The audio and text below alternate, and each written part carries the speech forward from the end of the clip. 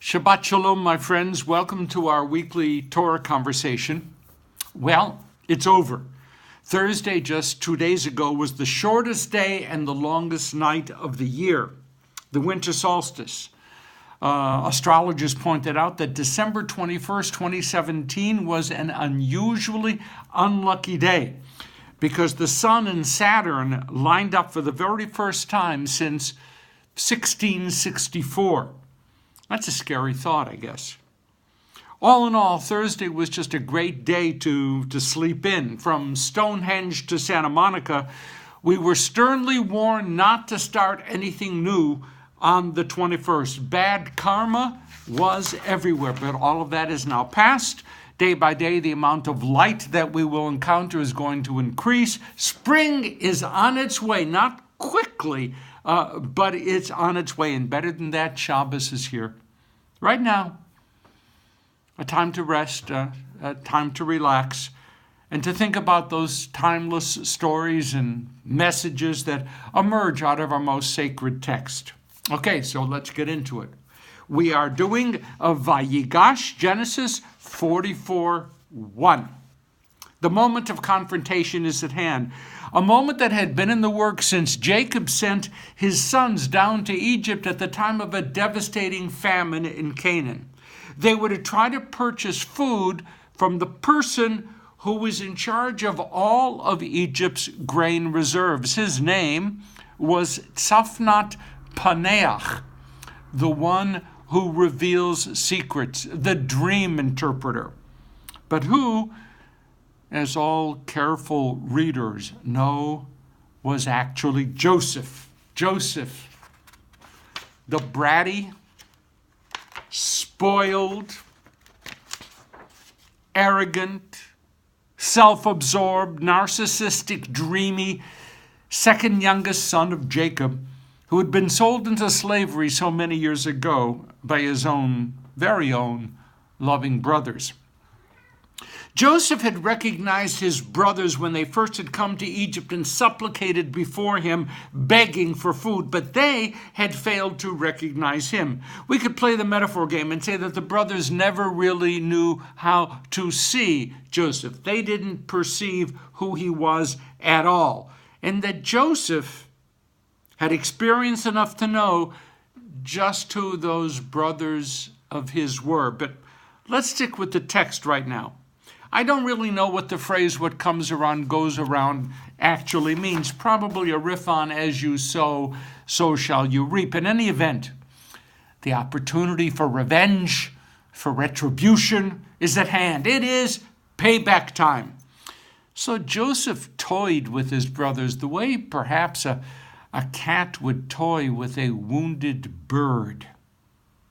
He set them up with confusion and pain, knowing how his father loved Joseph's younger brother, Benjamin. Benjamin was the only other full-blooded brother of Joseph. A scenario was created by Joseph in which Benjamin's life was seen to be at risk, and if Benjamin's life was at risk, Jacob's life was at risk as well. And so now Judah, number 4 in birth order, steps forward to plead Benjamin's case before Joseph. Judah had been the one, if you remember, who convinced the brothers not to kill Joseph, but rather to sell Joseph into slavery. It will now be Judah's words that crack Joseph's facade and brings about the opportunity for reconciliation. V'lo yachol Yosef Lihitapek. Joseph could no longer restrain himself. He kicked all of the Egyptians out of the room and cried out in a voice that reverberated throughout the palace, Ani Yosef Ha'uravichai. I am Joseph. Tell me, is Dad still alive? Bible scholars will tell us that this passage probably dates from after the time of the fall of the northern kingdom of Israel, around the date 721 BCE.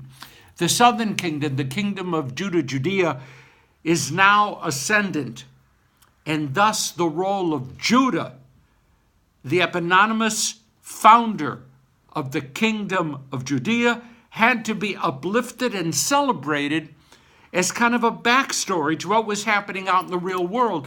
If this kingdom named after Judah was now the sole surviving Jewish kingdom, we had to make sure that the Bible, the Torah, the stories in Genesis, supposedly written before, reflected glory and honor to Judah. And by the way, that's a good thing. It's a good thing for those of us who call ourselves Jews, the descendants of Judah. Rashi and Ibn Ezra and Ramban all try to understand what the text means when it says, V'lo yachol Yosef lehitapek. Was Joseph embarrassed? He was going to weep. Maybe he was embarrassed to cry before the Egyptians. Or was he worried that by coming out as an Israelite, he might lose his power, his status? Or, as per Ramban, did Joseph need to gather the strength necessary to set aside the pains of the past, and that he just couldn't do that with strangers watching? Or was there more? Was Joseph worried at an even deeper level that when he revealed himself to his brothers, the Egyptians would not only hear how deceitful the brothers were toward their esteemed leader, but also how treacherously Joseph had acted toward those same brothers? And if he could do that to his brothers, they might think, might there also be grounds for suspicion that he could act similarly toward Pharaoh? That would certainly not be a life-prolonging possibility. Joseph needed those Egyptians out of the room fast. My friends, reconciliation is a complex, multifaceted, really tough undertaking. Reconciliation is more than just saying, okay, hey, I'm sorry. Let's shake hands, walk away. All is good. In South Africa, reconciliation is the name given to that amazing process that was adopted to help the country move past the horrors of apartheid. Reconciliation there involved hearing the charges, receiving, listening to the responses, and then moving on to change the very structure of society without draconian efforts to punish and humiliate those who had done so much that was wrong, evil. But there was no guillotine. There were no mass hangings. There were no mass burnings. The process was reconciliation. Reconciliation in Congress is the bringing together of similar bills adopted in the House and in the Senate, and then arriving at wording which will satisfy the majorities in both houses. It involves compromise, the trading off of priorities. Reconciliation is work. Reconciliation is more than just an attitude. It is an attitude, but it is also very hard work. To be reconciled to something means that you have to climb part way down your tree, even as the other or others climb part way down their trees. If that doesn't happen, reconciliation is impossible. To be reconciled to something means to acknowledge that you cannot get everything that you want, and to accept the reality that the best things in life might not necessarily be achieved in a zero-sum game. Joseph needed to gird up his strength, to gather his strength, to accept reconciliation over revenge. He could have crushed his brothers, you know that. He could have had them killed. But Joseph did the math and accepted reconciliation instead. Look to us today. Are we strong enough to accept reconciliation over total victory? Is it always true that just because we can achieve a total victory, that is the path that we should take, that we ought to take. The world will long remember how War I ended, with the Western victors opting for a crushing revenge instead of a reconciliation.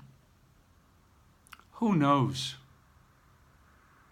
Had the victors after World War I gone for some form of reconciliation, maybe that slaughter and the Shoah that occurred during World War II, maybe they might never have occurred.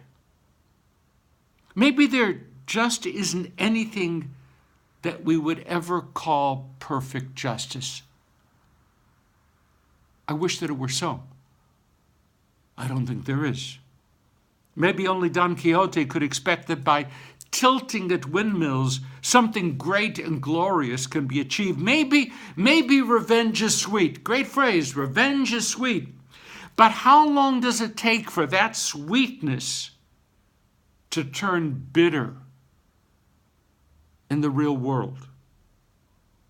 Joseph needed to set aside dreams that he had held for decades about how he would exact vengeance against his brothers. He did the math. He opted for reconciliation. My friends, not such a bad choice for him, not such a bad choice for us. And so as we slowly move toward more daily sunlight in our own lives, we might choose to consider whether Joseph's approach has something to recommend it in the way we carry out our own lives, how we make decisions. The choice, revenge, reconciliation really is ours. Nothing is preordained. Okay, all right. That's it.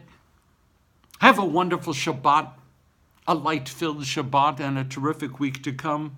Please hit share so that others might participate in our study and enjoy the light of finding a better way through life. Shabbat Shalom.